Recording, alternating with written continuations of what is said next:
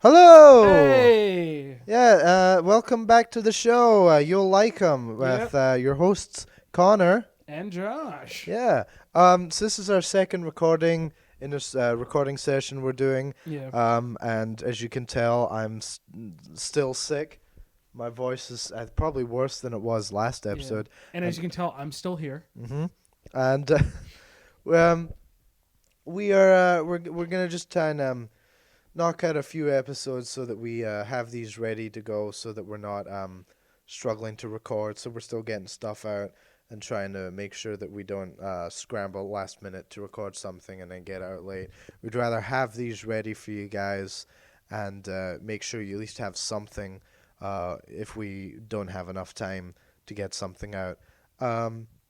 And I don't feel like it lessens the quality of the show, other than the fact that I am losing my voice.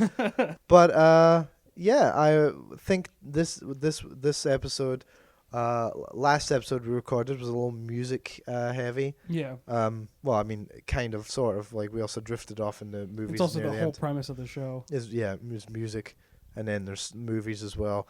But we're gonna talk about. I think at this point, when this episode will come out, if it comes out either in December or late September, November, it's going to be a little less relevant. And the movie's not even out anymore. Probably by the time that we get to talking to it, it's going to be out in DVD. Yeah. So that'll be at least a more relevant time to talk about it. But we'll be talking about a movie we both saw. I've seen twice. I don't know Yeah. how many times you I've saw only it. seen it once. But it is the sequel to the 1980, Two?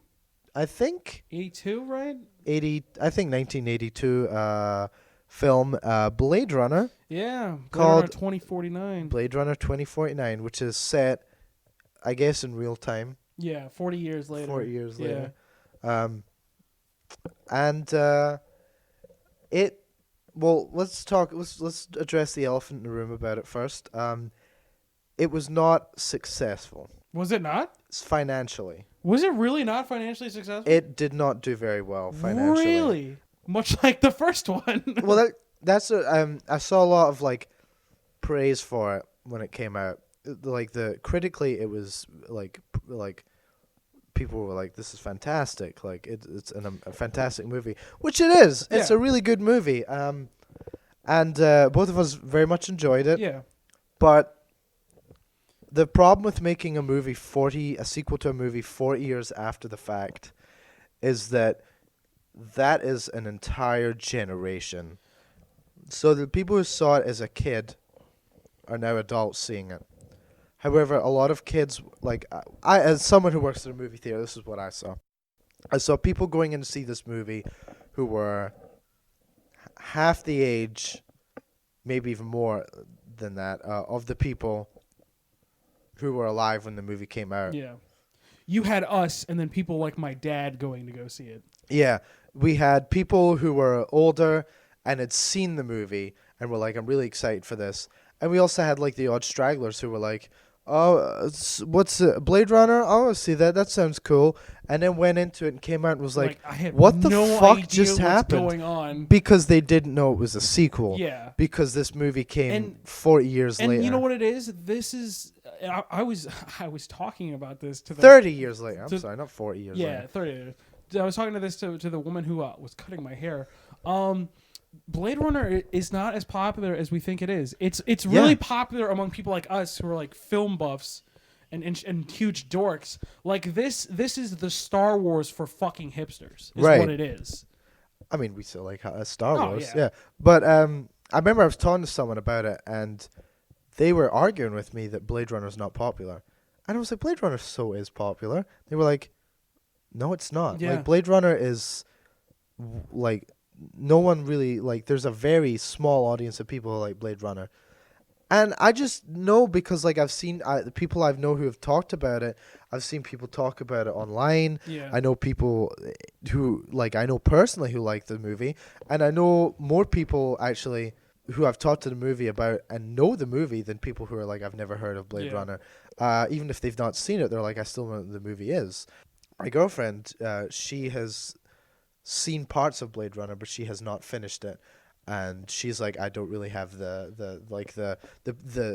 the patience or the attention span to sit through this movie Oh, and that's finish sad. it because it's very like It's a long. slow burn. It most certainly is. It's like an art house science fiction Which film. is funny because like it's not like she's like one of those people. It's like I like really terrible like uh movies that are like fucking what am I trying to say? Turn off your brain movies like Yeah. Michael Bay movies. Yeah. She's not one of those kind of people. Like one of her favorite movies is Pan's Labyrinth, Oh, okay. which I just saw like at the time recording this fairly recently. It'll be like months ago when this Yeah. comes out. Which is fantastic. Yeah. I was thought it was a little more before I saw it. I thought it was a little more like not kid friendly, but like more of a like fantasy like movie that Yeah, a kid more could lighthearted, watch. but it's like And disturbing. I watched it and I was like, oh no, this is a graphic like movie about war Yeah. with like fantasy aspects thrown in it. That's Del Toro for you. Yeah, and I've seen some of his movies like before. Yeah. And I think this is his best one. That one Yeah. I saw.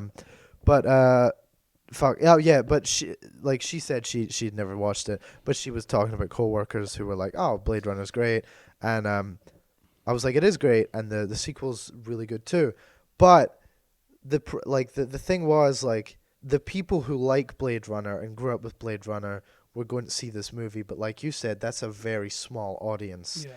and then the people who are our age who like the movie and want to see the sequel, also very even smaller audience. Yeah. Uh, The common thing that I heard when I would talk to people who weren't like us, who weren't like, film dorks or, not in their fucking 60s, the common thing I heard was, oh, I really want to go see that, but I haven't seen the first one. And, like, they had, like, no idea. And yeah, man. And that sucks because, And- like, it sucks that the original is underrated, and it sucks that now the sequel is underrated because they're both really good. And I feel as though I feel like that if that became successful, that would be a more adult-oriented Star Wars, And granted, Star Wars, yeah, you could argue is for everyone. It has some more adult things, but like Blade Runner, I feel like that is a film that would do really well with a much older audience, and I just it sucks, man. Because honestly, when I think about it, I love Star Wars. God knows I do. But, like, I honestly kind of enjoy Blade Runner a little bit more because I think it's a little bit more unique and a little bit more interesting. And I guess it's the hipster in me, like, who's like, oh, it's cooler because it's less known. But I don't know. Whenever I was a kid, I would pretend my Han Solo was also a Rick Deckard. Deckard, Yeah, I would do that all the fucking time. So the thing about Blade Runner for me is, it was not built up, but it was always like something I was like something. Turn it Sylvester the cat there. It was something that I'd wanted to watch for years because my dad had told me about it Yeah. from when I was as young as like 8. He had said to me, like, I'd asked him once when I was like a very young age. I was like, because I was interested at a very young age in becoming an actor. Yeah. So I said to him, Dad, what's your favorite movie? And he was like, oh, he said, he said, I don't know. He said, there's a movie I really like. And he might have even said Blade Runner, but I don't really remember it until years later. But he was like, and it's about this guy who hunts down these robots. And he's telling me all about this, and he's telling me, and I was so intrigued by it because it was so interesting sounding.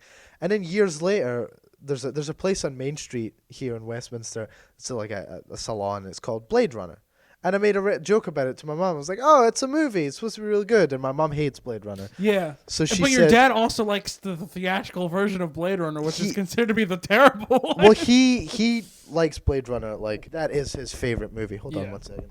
Man, I still got to take my dad, or I guess see if it's on demand somewhere and show him the new one because he wanted to go see it, and I wasn't in town to go take him to see it, and I feel really bad. I think I'm gonna I get that for my dad's Christmas, and that's what I'm most certainly gonna do. I'm gonna get him like a Blu-ray copy of it, because we got him the original, which I hope it comes out on Blu-ray by then. Oh, it I'm sure it will. Because it was out in what, like September? No, Back in October. no, October. Oh yeah, so my dad was like, "Oh yeah, Blade Runner is a great movie." He was like, "In fact, I'd say it's probably my favorite."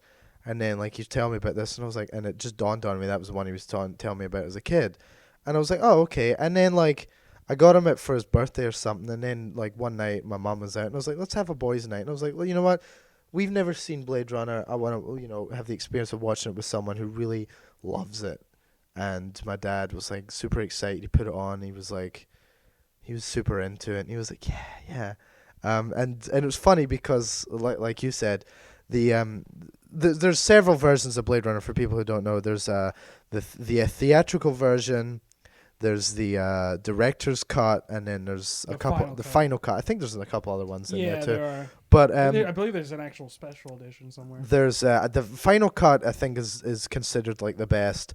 Then the director cut is like right below that, and then the theatrical cut is the one that everybody's like, this is the subpar version. Yeah.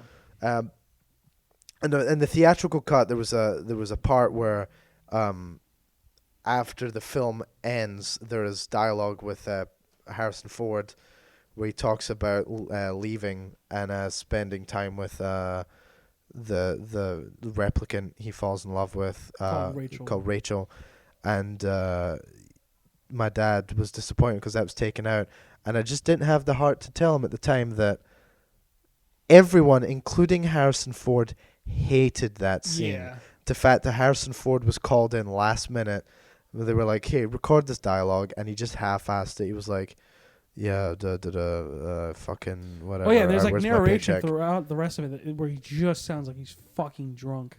He probably was. Yeah. To get in character, of course. Oh, of course. Yeah, he's a method actor, I guess. But to get into the character of Harrison Ford. and it's always special to watch, and that's why like even like having it built up as this movie that my dad loved, like watching any movie with someone who loves this movie unconditionally, like it's their favorite movie of all time, is a special experience because you get to, like, even if you don't enjoy it, like if I was to sit with anyone and watch a movie that they were like, "This is my favorite movie of all time," listen, it might not be the best movie ever made, but like it means so much to me. It's special. Yeah. It's a great movie. Very and you watch it, sentimental. if you watch it, and even if you don't like it, it's nice to share that with someone who's like, "I love this movie." And that's what it's like whenever I show someone a Godzilla movie. Look, I know it's a giant smog monster. It doesn't make any sense, but it's fucking hilarious. I like to show people stuff like TV shows and stuff I like, and that's just because I'm like, "Oh, this is funny. You should watch it. It's funny. Like, I enjoy this. It's funny. I'm telling you, it's funny. It's funny. It's funny. Laugh. Please laugh." and I've had experiences where I've showed people like favorite things of mine. I once I had dated a girl and we watched The Breakfast Club together, and by the end of it I was like, "So what did you think?" And she was like, I hated that." Yeah. And I was crushed because she didn't share the same sentiment in me, that if you watch a movie with someone who, or will do anything with someone. I even heard it was on the most philosophical YouTube channel, Game Grumps. The deepest of Let's Plays. Yeah, they were talking about if someone really enjoys something and you do that thing with them, even if you don't enjoy it, it's still a great experience because you see them experience it and you see the joy in them. Because they were talking about a friend of theirs who really liked a restaurant, and they were like, "Well, I should really go with that person and see it through with them, because even just seeing them like enjoy it and be like, I love this, I love that, about this place, you see their joy and it kind of rubs off on you a little bit. Like, unless it's something really gross, like someone's like, "Oh, dude, I love going to KKK rallies. You have to come with me." Look, man, you gotta understand, it's a magical time. Like, Ghost Club in the forest. Yeah, my dad's got ghost clubs in the woods tonight. Yeah, he says the Jews faked the moon landing. Yeah, there's no sheets on my bed, so we can. That's a reference to a song called "Blonde Boys" Did by. we talk about that? We've never no, because No, we were talking about in between. Yeah, we talked about that in the time in between. In the time in between this, I have been listened to, and passed on the curse of the Blonde Boys, Yeah. which is a song by a band called Syndigo. Syndigo. I don't know if they're a band. I think they're just a sketch comedy group. I mean, but they did music. Yeah. So that was the thing. Which was made up of Ryan McGee and Matt Watson of a current YouTube group called SuperMega. Yeah, and they're the guys that edit for Game Grumps now. And they're also funny individuals in their own right. Hilarious. I believe I was the one to recommend Supermega to you, if I recall, and you were like, I don't know if I'm really into them, and now you're into them. Yeah, because like I was like, oh, I don't know, but like, because like at first when I started watching Game Grumps and they were like doing stuff with them, I was like, I don't know, like, and then I was like, no, okay, like their edit is funny and like they go through a lot of hard work. I showed you their mailbag videos or one of those, or not their mailbag, their vlog. Yeah, their vlogs with Chris O'Neill. Yeah, and it was like, it's vomit. It's clearly vomit. No, it's just rice. It's just rice. It's got some nice sauce on it. Thank you, Jesus.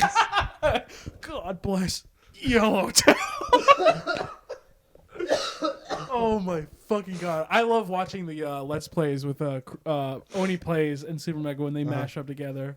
Those are always they're so like offensive and so like fucking. I love brutal. when Oni does anything with Aaron because they've been friends for years. Oh god, and they're just fucking awful to each other. Yeah. Like, you look like a fucking caveman. Like, I do not. Yeah.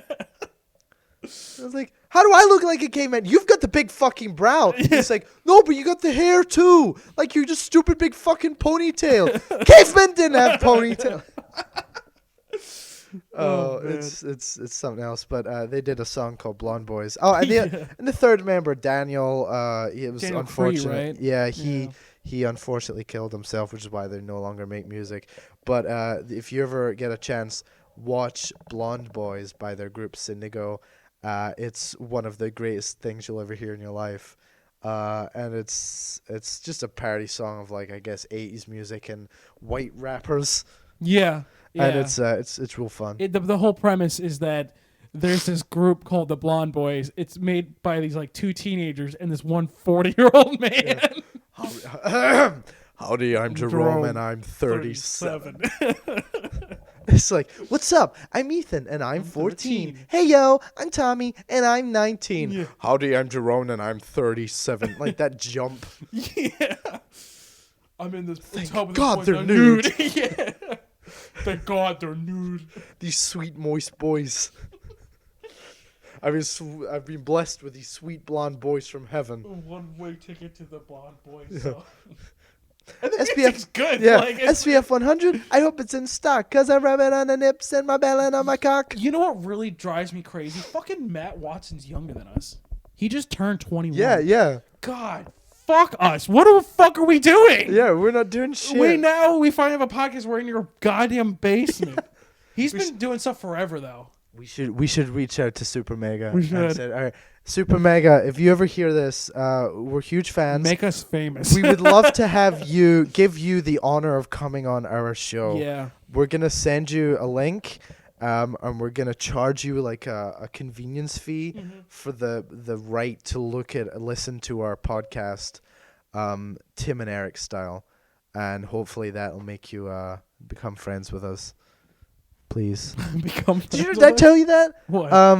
Tim and Eric got their show started because they were big fans of Mr. Show, which was Bob Odenkirk and David Cross. Yeah. And they sent Bob Odenkirk a demo tape of their sketch, and he watched it and he was like, "This is pretty funny." But what sold him was in the envelope there was a bill for having the honor to watch their demo tape, and he was like, the balls on these guys, and he got them their show because of that. That's fucking hilarious. Yeah, isn't that great? Like, well, let's just charge our idols money, and then I guess we're famous. Yeah. Sweet. here's a copy of us doing our podcast. Yeah, Scorsese, which you can find on SoundCloud for free. But here's a bill for $200 for the honor for us having sent you this personally. Scorsese, here is 4 short films of mine that are clearly inspired by you. I want $10,000 just so you can watch them, you fucking Italian dork, who I love and deeply admire. Scorsese's a cool guy. I don't know if he's that cool to be like, this is great. I'm gonna get this guy a job. I see his inspirations, which are me. Do you ever see the fucking commercial they did for Snickers Yes. with Willem Dafoe Yes. as Marilyn Monroe? Yes, I and have. then fucking Martin Scorsese's the guy. I was like, it's Martin Scorsese. Anyway, so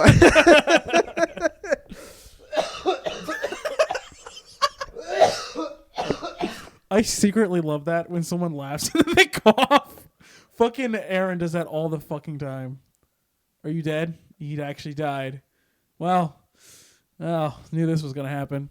Well, welcome to the Josh Show. don't take my fucking switch. God, what were we talking? We were talking about Blade Runner, Yeah. and we've just gone off on this fucking 20-minute tangent. So, what were the things of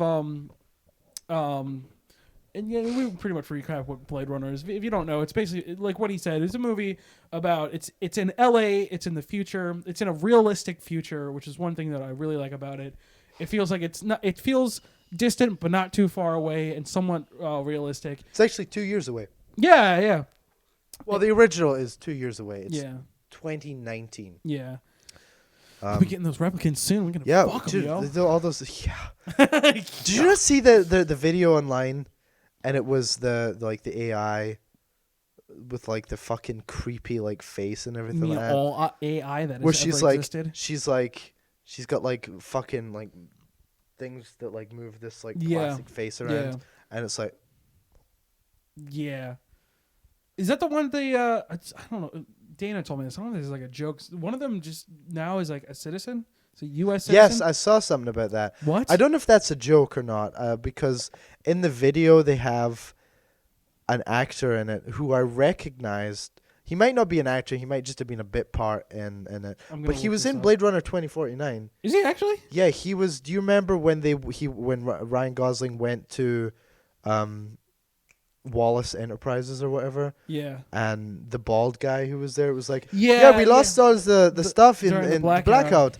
All the baby pictures, and Yeah. Ryan Gosling's like, I'm sure you were an adorable Yeah, I'm sure baby. you were an adorable Yeah, baby. that guy was in that video where he's talking to the Oh, that's robot. funny. So, like, I don't know if, like, that was at all, like, just a joke thing. Speaking or of if which, it was... did you watch any of the short films? I have not. Watch Blackout, the only good one. The other two are awful. Well, it's done by the guy who did Cowboy Bebop, Yeah. and Cowboy Bebop's one of the few anime Anime.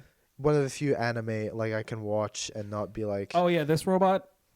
I've yes. seen this one a lot before. Is it serious that she's Yeah, on Okay. October 25th at the Future Investment in Innovative Initiative Summit in Granada, Saudi Arabia. Granted citizenship to Sophie. Saudi Arabia gave citizenship to a fucking robot woman before they even gave like any rights to women in their country, to like human women. Well, that's why they did it, and they were like, Oh, yeah, I guess okay, so we don't have to treat her like a real person, but she What can the be a citizen. Fuck.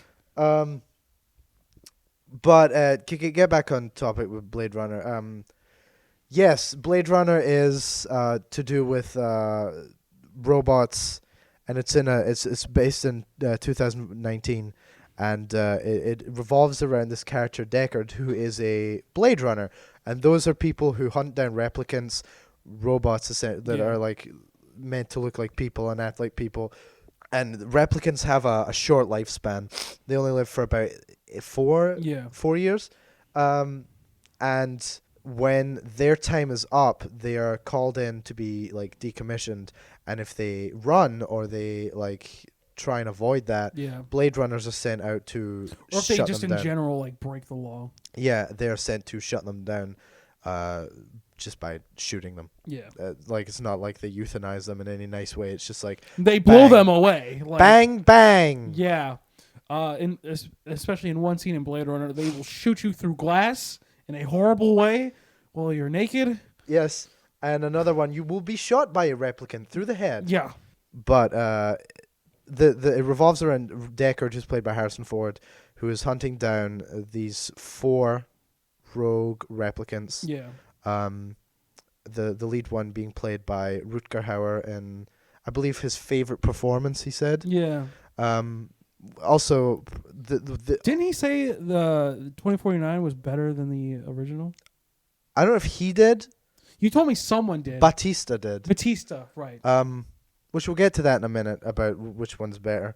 Well, I'm sure we'll either have the same or completely different opinions on it. Yeah. Which is just a cheap way of saying we'll see what happens. Yeah. I guess so. But and it's the only Rutger Hauer performance I've seen. But if it's like any of his other performances, he's fucking fantastic. Yeah, that's the only one I've seen too.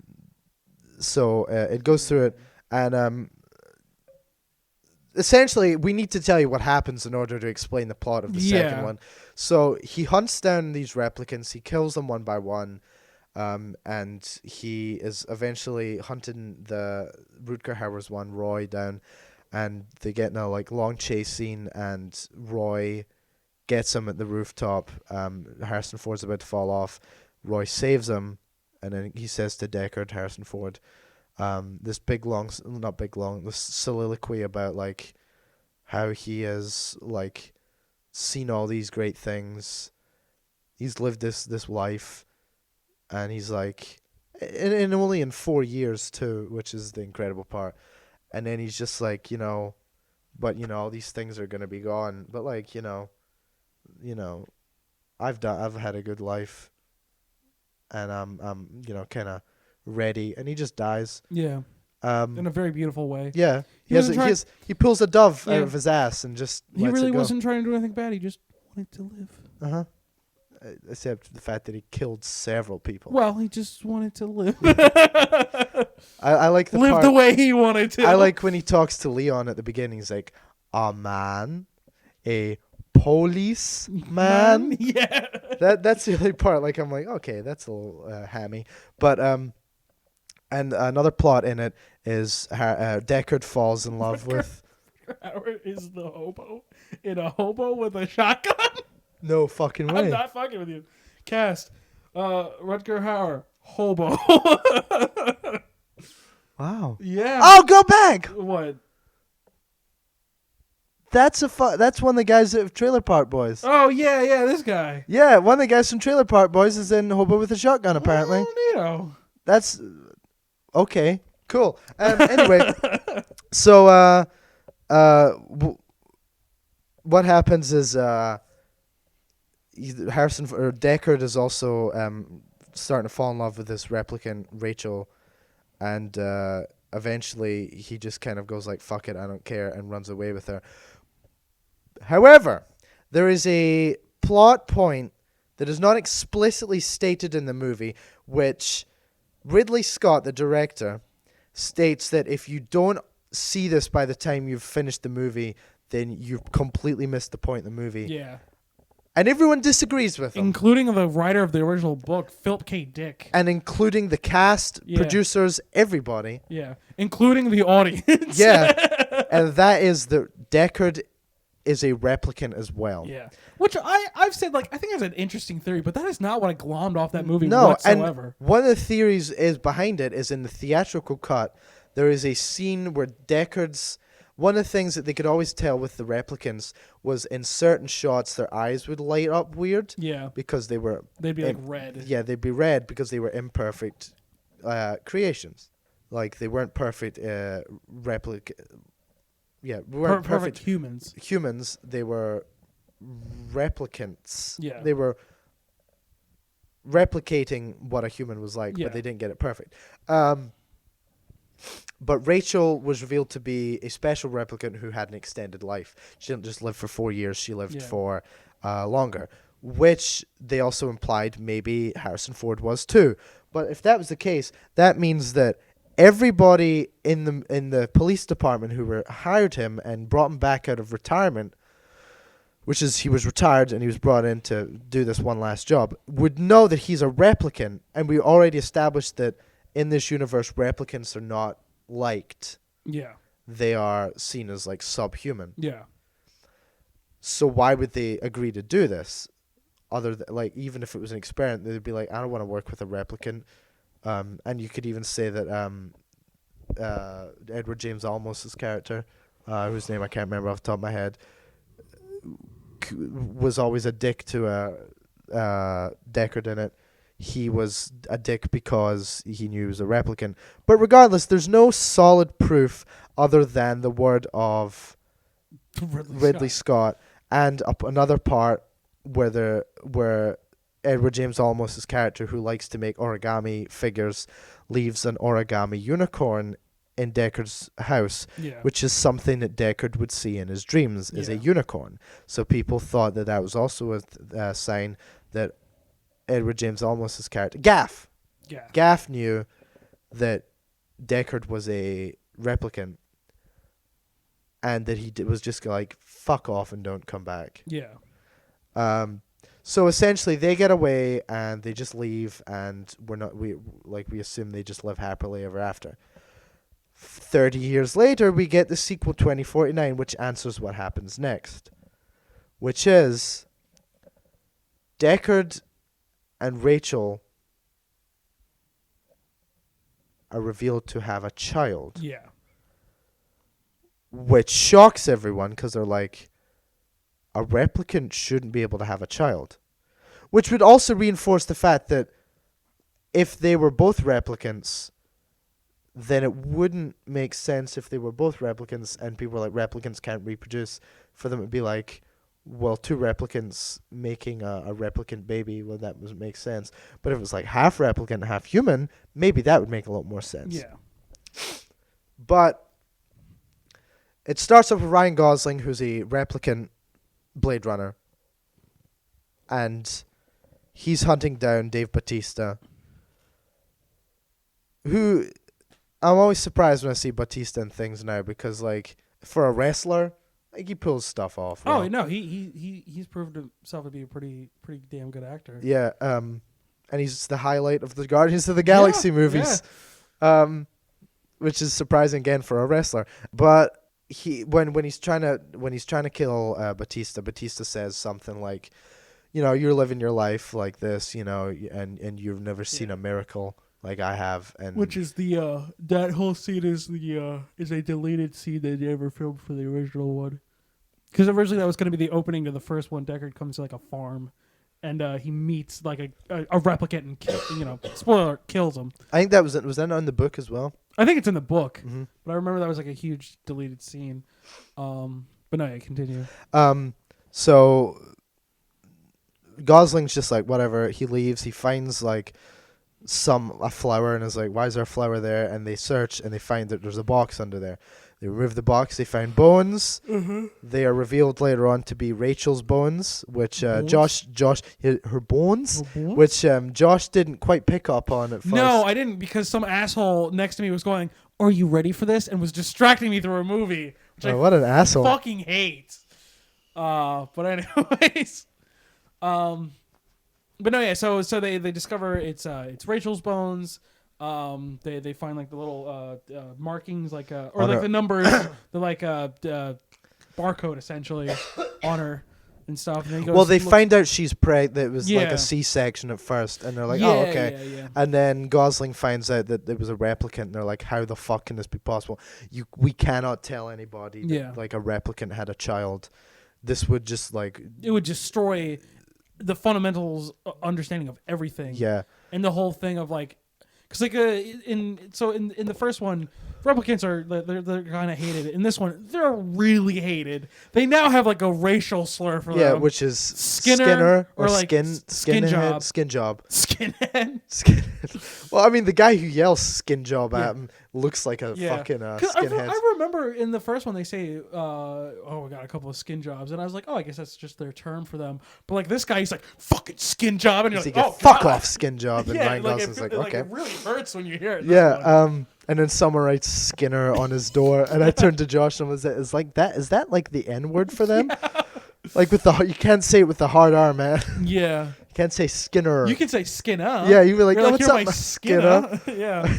But that's only if they say you're allowed. Yeah, to that's only if you get permission. You first. need to get the you need to get the okay go from a skin job. Yeah.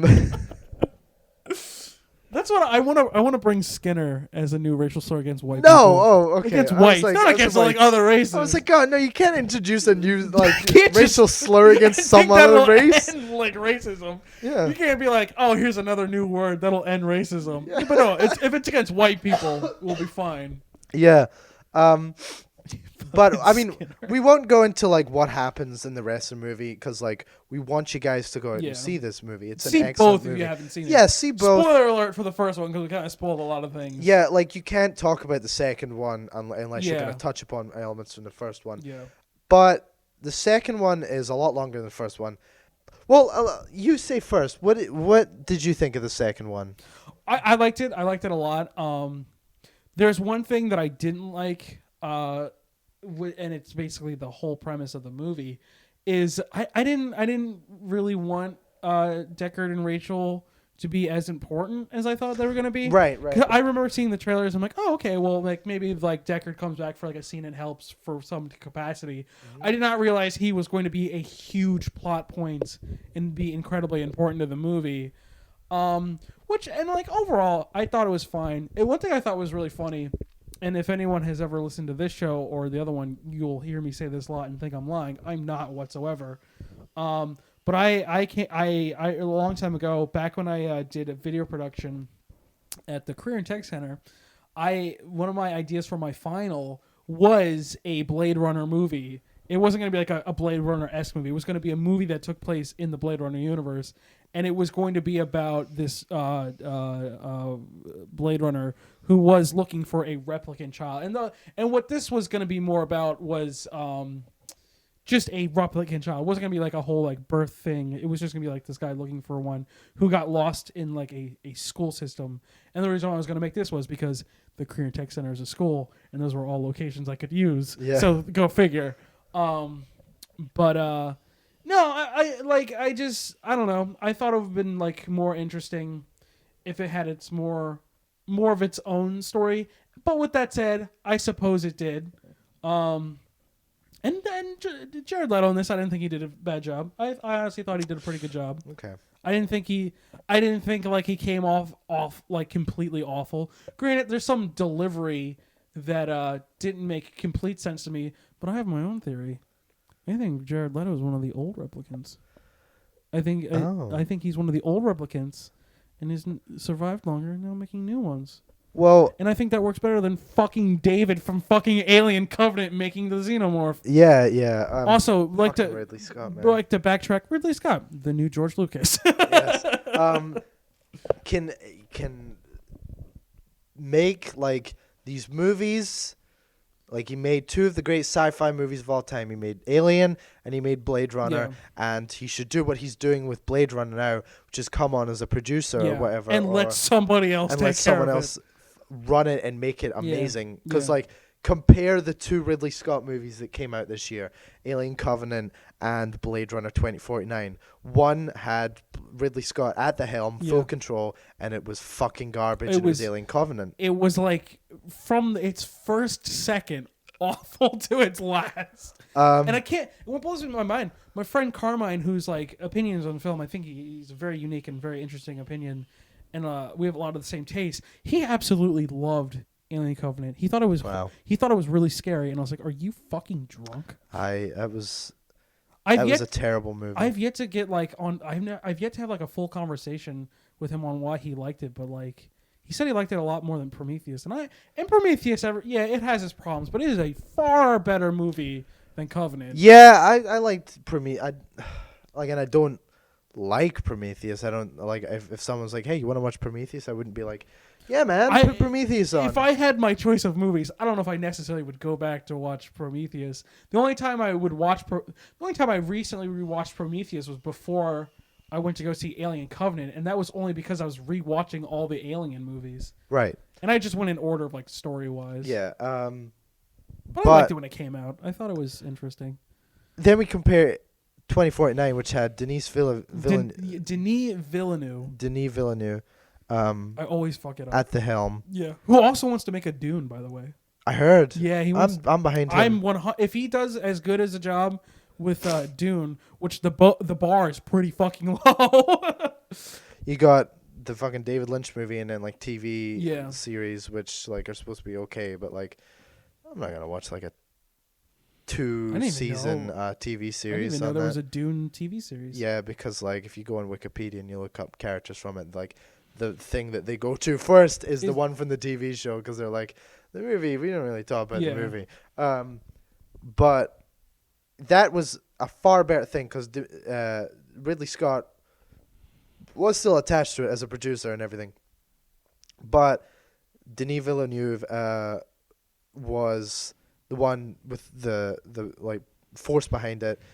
It was a very well shot movie. It was a well directed movie. Like, I didn't watch it and go, these performances are terrible. Like, I thought pretty much everybody in that movie, with only like a couple of exceptions, was giving a great performance. And even Ryan Gosling, who does a great job of his typecast of guy who's quiet and looks. Yeah, that's what he does. Well, I mean, I just watched Drive. Yeah, which recently, is what he does in that, and in Only God Forgives. Yeah, and that's what I was saying to Brooks. Brooks was like, yeah, him in this and in Blade Runner, he does a good job of playing that guy who doesn't say much but still conveys the emotion through like his actions and his like facial expression stuff. And he was really good in Blade Runner. Oh yeah, far better than he was in La La Land, I would say. And La La Land was the one that got him the Oscar nod. But and this isn't gonna get any Oscar nods, and that makes me sad. Might get something for soundtrack, which I think is fucking stellar. Oh yeah, I love it. I think I love it not more than the original, but just as much. The original to me, like I mean, that's always gonna like have my bias just for nostalgia. There was parts of the new one that I really like and I still listen to. Yeah. But the original definitely has it. If it wins the Oscar, I definitely think if Hans Zimmer goes up to collect it, he should at least be like, acknowledge you. Well, I was gonna say we gotta give a shout out to Vangelis for where his work, and because they reused some of his stuff, like they used the Tears in the Rain, like the main theme. I remember we were talking about this before. We didn't hear the original like theme, the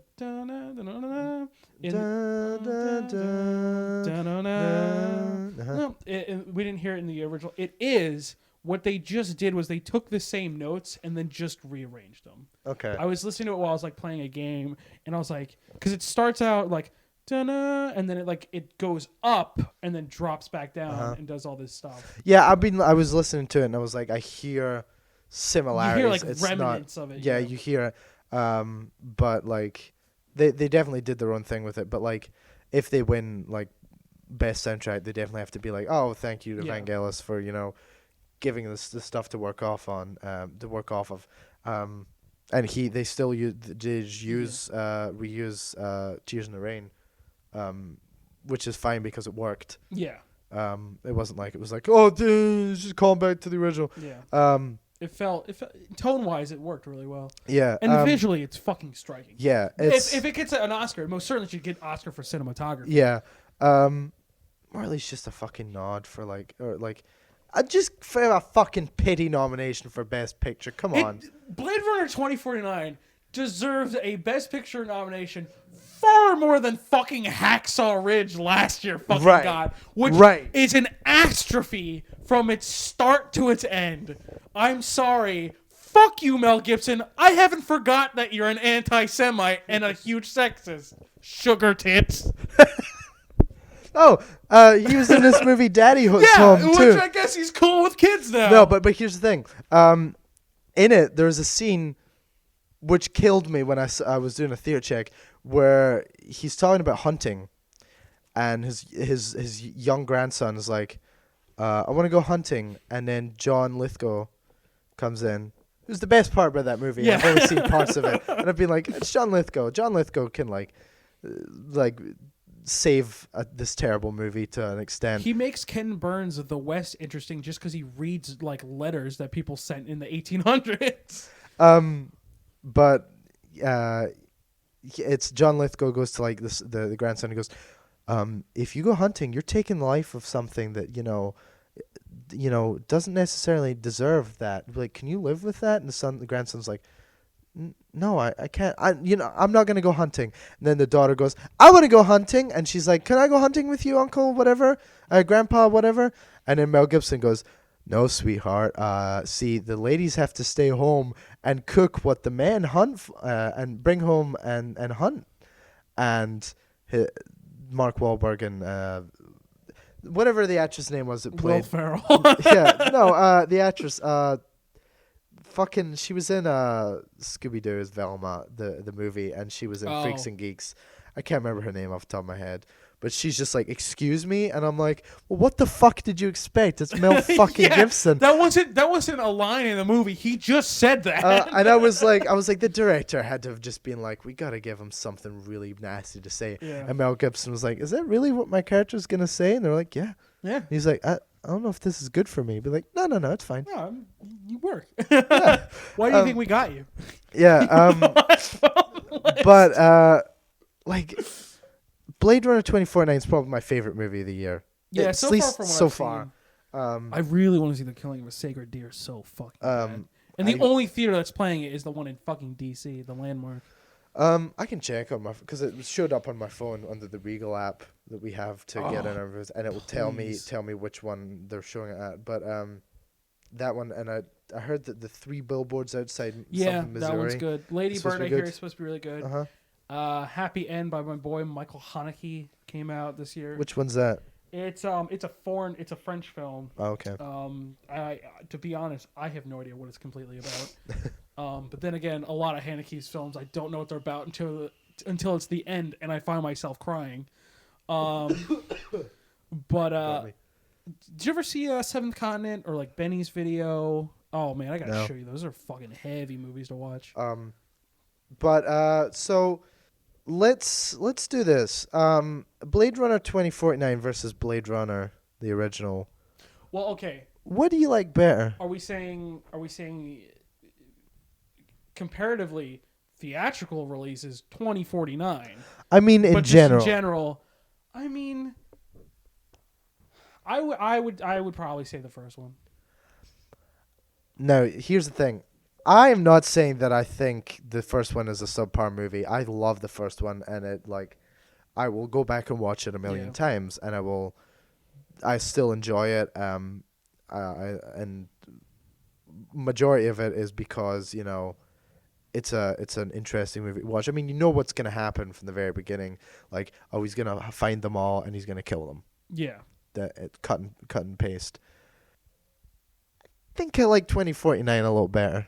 Well, yeah, it has a more it has twists. It has like a lot more. It has and it's more of a mind like thinker. That doesn't sound very smart. It's more thought provoking, I would say. But then with that, like, 2049 needs the first one for it to be, because it's not a standalone film. I'm not saying like that it gets like it's better than the first one, and you should see the second one and not see the first one. No, you should watch the first one, and if you don't enjoy it, like, okay, check out the second one. The second one has a lot more to it, I would say. Yeah, it's much longer. It's longer. The universe feels more fleshed out. And I like aspects of the second one more. It doesn't have as strong a because like technically, Wallace, who is what'd you call him? Jared Leto is the villain, and he's not a strong villain. No. But his like henchwoman, Love, I think her name was, is fucking intense. She's great. She has a scene where she confronts Robin Wright, who is Ryan Gosling's boss. Yeah. And she is fucking intense in it. And also, like, goes from being intense to being back to deadpan replicant. Yeah. And there's some humor in it, too, which is it's hard to pull off and like that. She also just is insane as well. Yeah. Like, which is really funny. Like, she has a scene where she's, like, fighting Ryan Gosling. Ryan Reynolds showed up for some reason. This movie would be very different if Ryan Reynolds was its main character. Yeah, Ryan Reynolds showed up for the reason. I don't know why. But she's fighting him, and she's like a newer model of the replicant. So she's full of herself, and Yeah. she beats the shit out of him, and then in just this pure power move, she grabs him by the face and just plants one on him, and she like finishes her kiss, and she just goes, "I'm the best," and she walks away, and I was just like, "Fuck!" Yeah. That was awesome. Yeah. It was just like, to add insult to injury, it was just like, "Fuck you!" Like, it was just so good. Ryan Gosling's excellent in it for the part that he plays. Like, he does his job. He's deadpan for a lot of it, and he has like points where he breaks and loses his baseline, which is what they need him to be at, or else they will get terminated, like other replicants. And they like, he just does an excellent job in it. Like, it's Harrison Ford's good in it too, as being like this aged version. Because yes, he plays Deckard in it as well. Like, he comes back for part of it, and he does a good job as like this tired old man who's like doesn't want anything to do with what's going on, but like he gets dragged back into it anyway, and he just has to deal with it. And like, he goes through all this like fucking torture. It's not torture, but like this cruel stuff happens to him when he's brought back into it, and it sucks. And when I remember when I heard Bautista said Blade Runner 2049 is better than the original, I was like, fuck off. Yeah. It's like, there's no way it's better than the original. And after having seen it, and I'm like, well, shit, he might be right. And again, they're both excellent movies. I both recommend them highly to anyone. I see them in a nice duology. Uh-huh. I think they're two sides of the same coin. And Ridley Scott mentioned before the movie came out and didn't do as well as they wanted it to do, that he had planned 5 sequels. Which I don't know if I want 5 Blade Runners. If they do one more, which I think they might get away with one more, if like the studio's like, well, it didn't do that well, but like it might get a resurgence. Much like the first one, and it will probably be at a faster pace now because we have the internet. Yeah. Like, if it gets released on Netflix or like or streaming like that, it may get a huge resurgence. It might get another one. I think that's very possible. If it did, I would be happy about that, because if they just did one more, which I think would be perfect, like a nice trilogy. Just wrap it up with it and put a nice bow on it. If Deckard's not in it, that's fine. Yeah. I think putting him in 2 movies, like, I don't think this has to be like Star Wars where he is like in all 3 of them, like Luke Skywalker. I think what it would be pretty cool is like, all right, so you have Deckard being the first one, and then he's the continuation of the second one, which leads into Gosling, and then Gosling should be the continuation for the third one. Yes, if they decide to do that, and put like and do what they did, like Deckard's the main role for the first one, and it becomes a minor role, and then Gosling's a major role for the first one, and then becomes a minor role in the second one, and the third one. Yeah, that would work, I think. But that's up to the studios, I guess. And I don't mind if Denis Villeneuve wants to do it again, because he did you ever see just a little story on him? He has not made a single weak film in his entire career, in my personal opinion. I've seen pretty much everything. I'm in the middle of his one movie, Incidences, or whatever the fuck it's called. He's French Canadian. It's a French Canadian word that I don't know how to pronounce. Can barely even speak my own language. And that's not him being ignorant. French Canadian is different than just French. Yeah. Like, I've known people where I lived in Canada for a year and a half, and I spoke to Canadians there and be like, yeah, I speak French, and I've been to like Quebec, and if you try and speak French to them, they're like, fuck off, those words don't like mean the same here as they do in France. We use this word and this word instead. So like, it's different. But his movies, like, we saw Arrival together, and we were fucking blown away. Arrival was we fantastic. became like super excited to see Blade Runner. Then and like, I recommend his movies Sicario, Prisoners, fucking Enemy, which is a mind fuck of a movie. There's a sequel to Sicario that he wasn't attached to? Did it come out, or is it coming out? Because I know he wants to make a trilogy out of it. I think it came out already, but he is not attached to it. What? what? Yeah, which I was like, why even bother? Now I really want to see it. I don't know if it's as good because he's not attached to it. It might be still pretty good, but excuse me. Yeah, it's coming out in 2018. Soldado? Yeah, but he's not attached to it. No, he's not. Director Stefano Solmilia. I have no idea who this is. Huh. Is our boy Benicio del Toro in it? Oh no. Yes. Did you see it? Yeah. Okay. Well, okay. So it's a continuation. Does he have anything to do with it? Do he produce it? I don't know. Weird. Sorry for that dense, that like dense bit of quiet right like there. that fucking dead air there, but we were just engrossed in that. But Weird. That sucks. no, Blade Runner 2049, probably my pick, unless something comes out in the next few months that or has come out by the time this episode comes out, that has blown me away, or before the end of the year, or even if it gets a wide release at the beginning of next year. That was originally done in 2017, then unless something comes out, I find it hard to beat because I really enjoyed that. And it was long. I've seen it twice. Yeah, it's like a 3-hour watch. It's like, including, like, if you go see it in the movies, like, well, you can't because it's not out anymore, I don't think.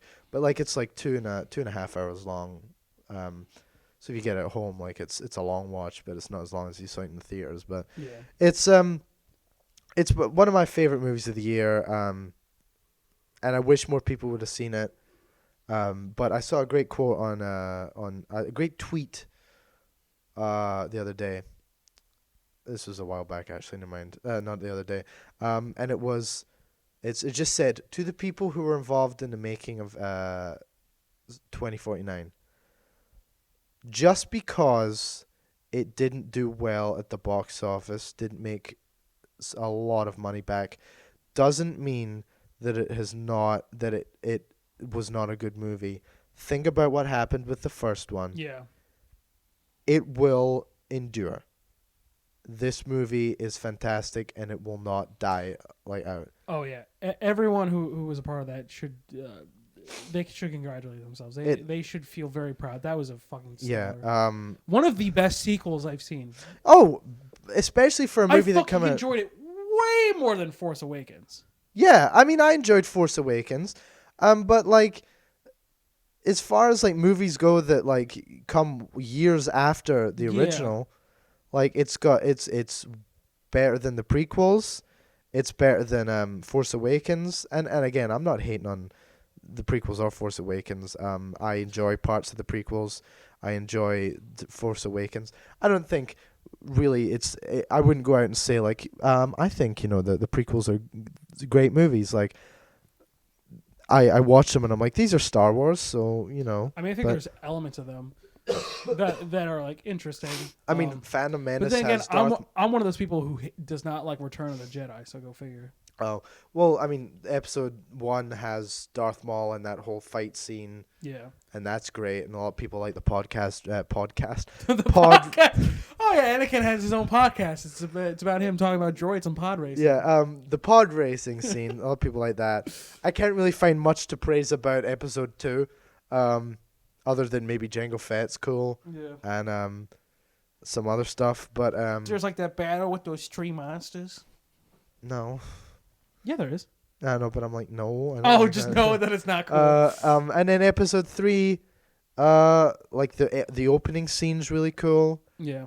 And then like I like the battle between Anakin and Obi-Wan, other than the fact that the high ground thing makes no sense. Yeah. I have the high ground, so don't try it. Jumps up and somehow cuts off 2 legs and an arm. Why did he need to jump over him? Why didn't he just jump onto the landing and continue fighting? I don't know. Oh, that's because it's an awful movie. That's right. I mean, it's okay. Out of all 3, it's the better one. The better yeah. one. But I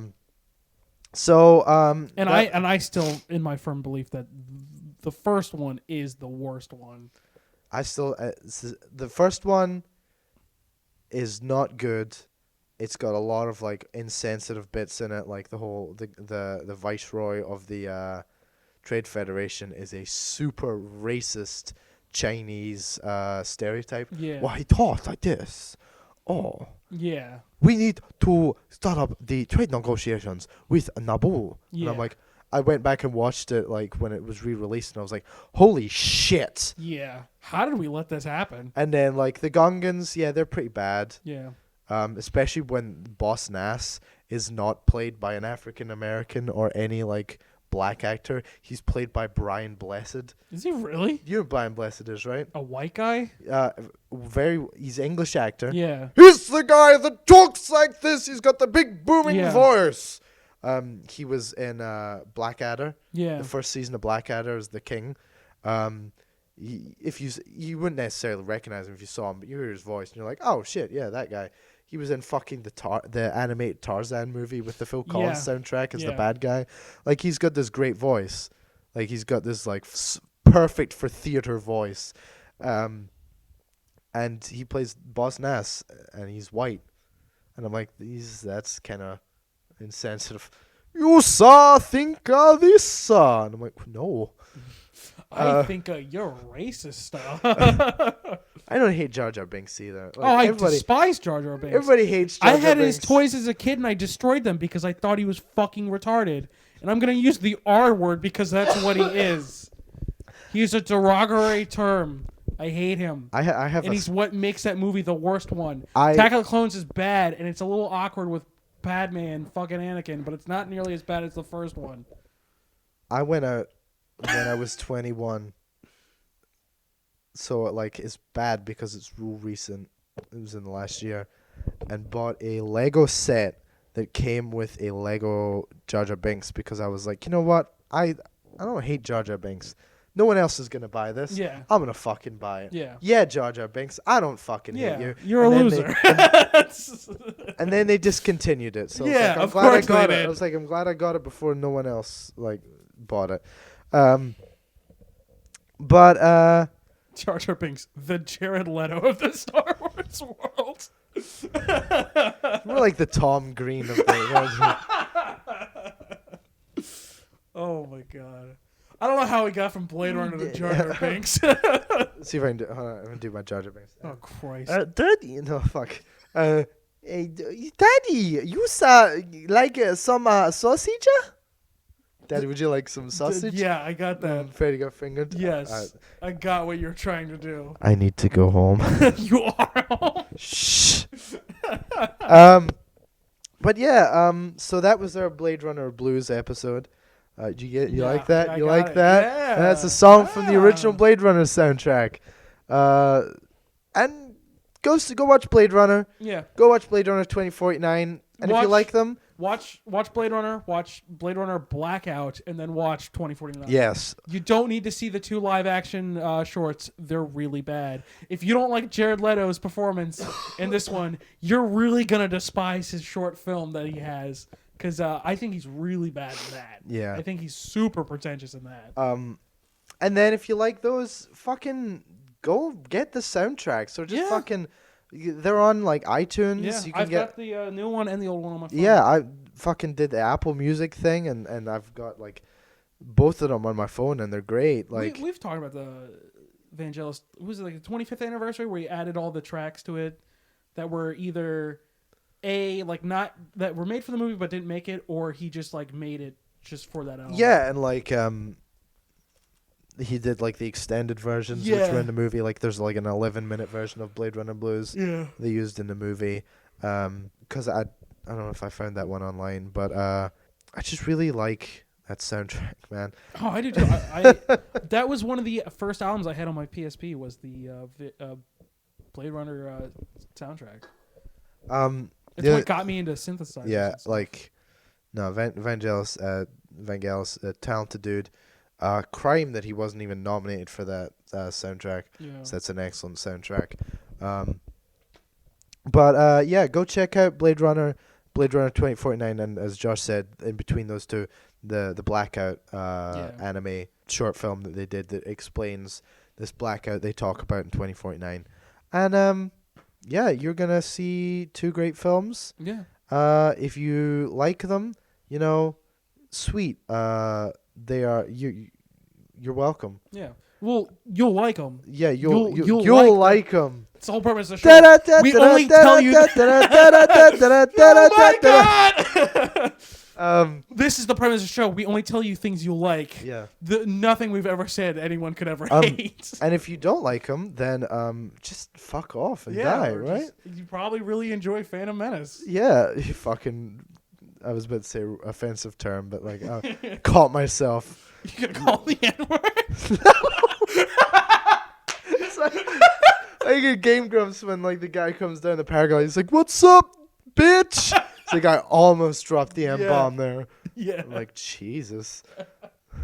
Like, how do you almost accidentally do that? But yeah, thanks for listening to the show. We'll do our sign-offs real quick. Yeah. If you like the show, please follow us on SoundCloud. We are under Conor and Josh's You'll Like 'Em podcast. And then you can follow us on Facebook under the same name, Conor and Josh's You'll Like 'Em podcast. And then we are on Twitter as @You'll Like 'Em pod. That's all one word, no punctuation, no not capitalization. That's it. And then I have my Twitter, which is something which I'll look up while Josh does his. Oh god, my Twitter is @BarrettFilms. I don't use it. I just for like an entire year Twitter was uninstalled on my phone, and then when I got a new one, I reinstalled it. I made like 2 tweets recently. Go ahead, follow me. I really don't use it.